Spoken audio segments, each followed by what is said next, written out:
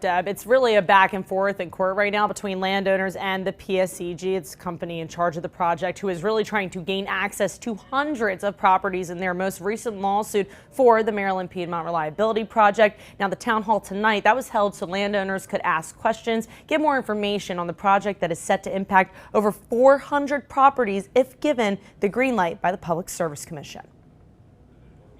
An auditorium filled with landowners like Weta Stoker, whose property will be affected if the Maryland Piedmont Reliability Project, a nearly 70-mile-long high-powered transmission line, happens. It would destroy all of our property rights. Landowners inside of Hereford High School in northern Baltimore County, one of 3 counties set to be impacted Wednesday evening for an informative town hall hosted by Republican Baltimore County Delegate Nino Mangione. We're here to let them know that we're going to continue to fight for them. This is a terrible project, a project that's $425 million. That's not going to benefit the people of Maryland, certainly not the people in North Baltimore County. The meeting happening after the PSEG filed a federal lawsuit to gain access to over 200 more properties, in addition to the 90 properties they were already granted temporary access to conduct more environmental surveys for the project. They were giving this decision by, well, a terrible decision, I should say, by a federal judge that allows them to go onto private property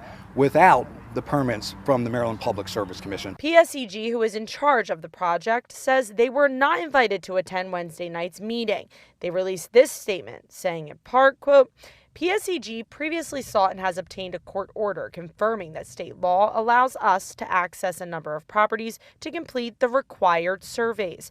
That process continues with the additional properties included in this filing. If we don't stop this land grab in northern Baltimore County, Carroll County, and Frederick County, it's going to be done all over the state, and people are just going to lose their property rights.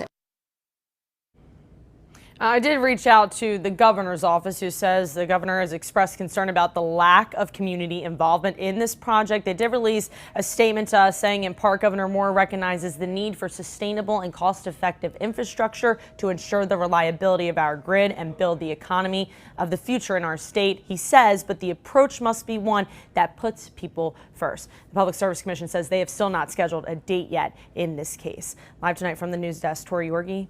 Deb.